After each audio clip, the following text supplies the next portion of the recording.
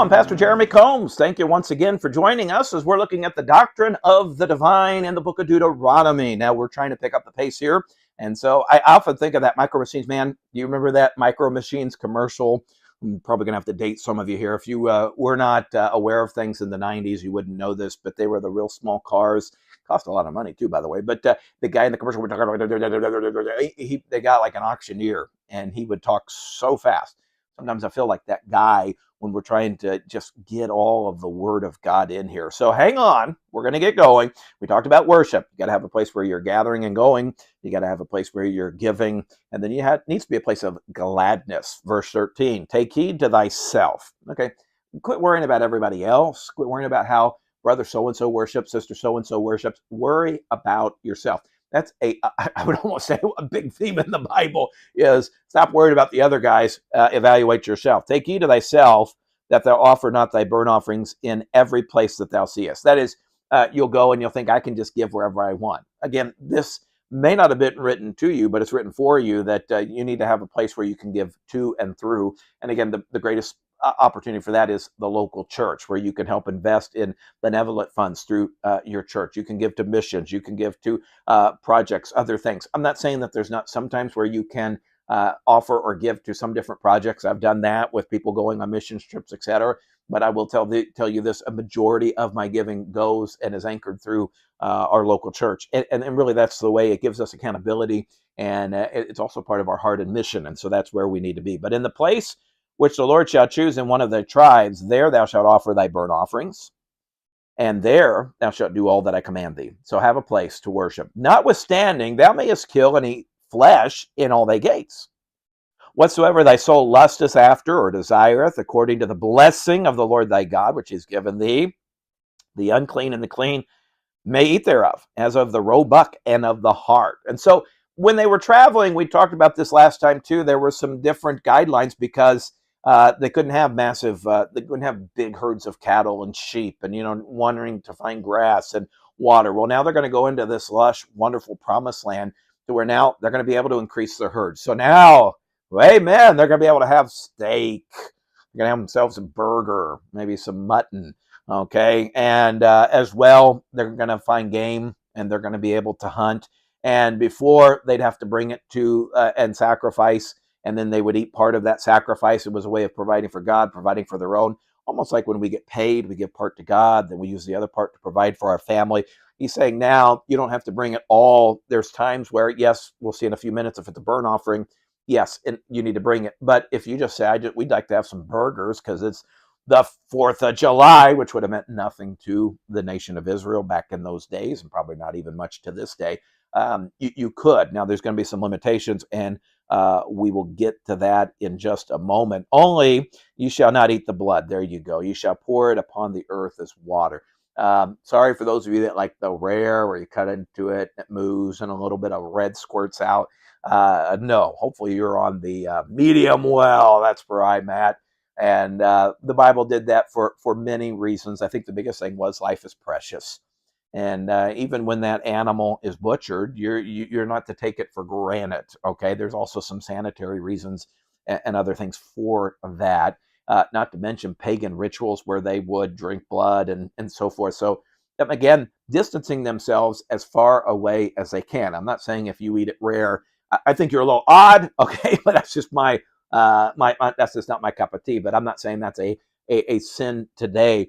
But back in those days, that was the one stipulation that they had, was that you were not to eat of the blood. You were to, spill the blood out on the ground. Verse 17 does say, thou mayest not eat within thy gates the tithe of thy corn, thy wine, thine oil, the firststrings of thy herd or thy flocks, nor any of the vows which thou vowest, nor thy freewill offerings or heave offerings of thine hand. That is, you still need to have a time where you bring your offerings to God.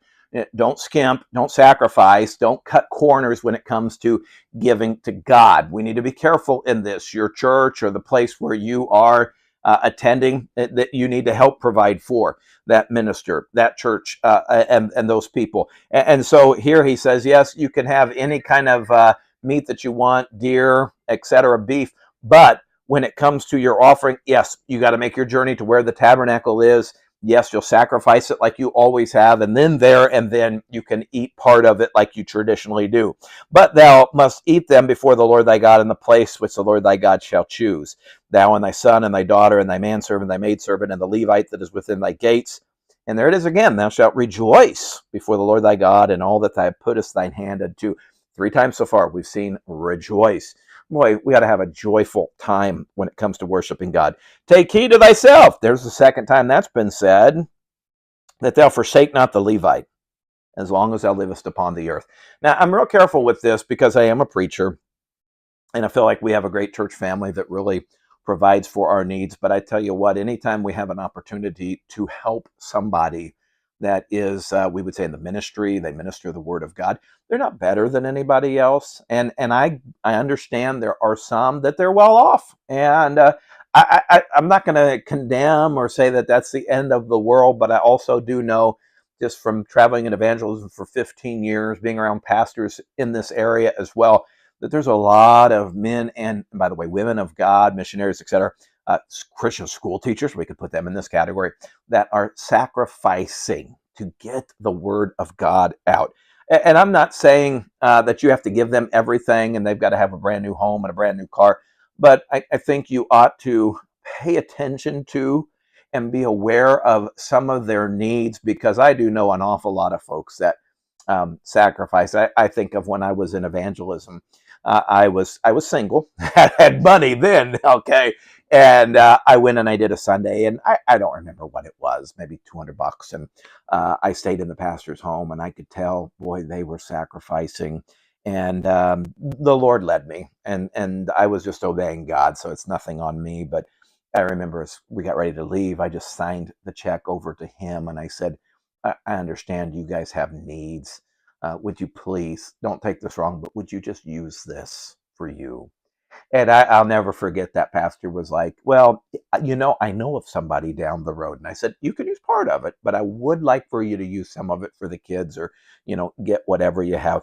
There's a lot of people, and they're not saying anything about it. Sure, there's a lot of preachers and missionaries and so forth that beat the drums or evangelists, but overall, there's a lot of good men and women out there. And so do what you can to give and bless them. When the Lord thy God shall enlarge thy border, verse 20, as he has promised thee, then thou shalt say, I will eat flesh, because thy soul longeth to eat flesh. Thou mayest eat flesh, whithersoever thy soul lusteth after. So this is good news for those of you that are non-vegetarians, because according to the Bible, you could have meat. You could just not drink the blood. If the place which the Lord thy God hath chosen to put his name there be too far from thee, then thou shalt kill of thy herd and of thy flock, which the Lord thy God hath given thee, as I have commanded thee, and thou shalt eat it in thy gates, whithersoever thy soul lusteth after, even as the roebuck and the hart is eaten. So thou shalt eat them. The unclean and the clean shall eat of them alike. Only be sure that thou eat not the blood. This is the second time this is emphasized. For the blood is the life. Here's the important thing. Thou mayest not eat the life with the flesh. God values life so much. Thou shalt not eat it. Thou shalt pour it upon the earth as water. Okay, thou shalt not eat it, that it may go well with thee and thy children after thee, when thou shalt do that which is right in the sight of the Lord. Only the holy things which thou hast, and thy vows thou shalt take, and go unto the place which the Lord shall choose. And thou shalt offer thy burnt offerings, the flesh and the blood, upon the altar of the Lord thy God. The priest would help with that. The blood of thy sacrifices shall be poured out upon the altar of the Lord thy God, and thou shalt eat the flesh. Well, what's the deal with the burnt offering? What's the sacrifice? It's a reminder of giving everything we have to God, but it's also a reminder of the Lord would give his life, and he would be consumed by the wrath of God, and he would use his blood we would shed his blood for a remission of sins. Okay, observe and hear all these words which I command thee, that it may go well with thee and with thy children after thee forever, when thou doest that which is good and right in the sight of the Lord thy God. When the Lord thy God shall cut off the nations from before thee, whither thou goest to possess them, and thou succeed them, and dwellest in their land, take heed to thyself that thou be not snared by following them. After that, they be destroyed from before thee. Be careful about associations. I think we ought to be friendly to all, but I think we need to be very careful about having too many entanglements, especially when it causes us to compromise the truth and also compromise the way that we're going to worship our God. And thou shalt inquire not after their gods. Be careful about asking. We would say this would be curiosities. Hey, how did this nation serve their gods? Even so, well, I do likewise. There's a natural tendency to be fascinated by some of these things, and the Bible cautions us to be careful of that. You say, Pastor, well, should I study other religions? I would say be very careful about it. I think if you're a mature believer, and I think if your intent is to know how to communicate with other people on why their religion is not true based upon the Word of God, and how you can reach them and get into their thinking so that they can see things the biblical way. I think those can be good, but I think a lot of caution is needed there because sometimes we get into those, especially when we're kind of shallow, and it can very easily pull us down the wrong path. Okay. Uh, your pastor would be a great person to talk to about those things. Thou shalt not do so unto the Lord thy God, for every abomination to the Lord which he hateth have they done unto their gods. How bad were these things for their sons and their daughters? They've burned in the fire to their gods. Moloch was a god that you would take the babies and you would offer them, and the fires would consume them.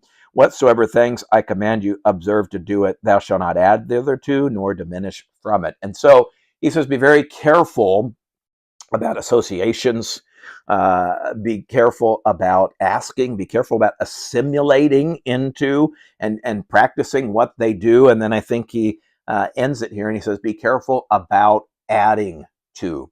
So as we finish this out, we shouldn't add to, nor should we detract, nor should we do it from the Word of God. And so just like Israel was receiving the commands from Moses, so we've received commands from the Word of God, who God is, who we are, how we should worship Him. And it's all right here in the Bible. And so when you go looking for a church, the very first thing you ought to say is, what do we do to learn the Bible around here? What is the teaching? What is the curriculum? And many times we just want to say, well, look at the music and look at the kids program and the teens program, and we've got coffee and we've got that. Hey, that's all well and good. Way down the list. Number one, I want to see, do they preach and teach the Word of God? Number two, when we're worshiping, is our worship a godly sort of worship? Or is it one that is very associated with the things of this world? Be careful. It is a slippery, slippery slope. Well, hey, boy, we went fast and we finished up chapter 12. I'm looking at 13 right now, 18 verses. Boy, would love to be able to finish that up next time. Hey, thank you for joining us. Rest your ears. I'll rest my voice. We'll see you next time.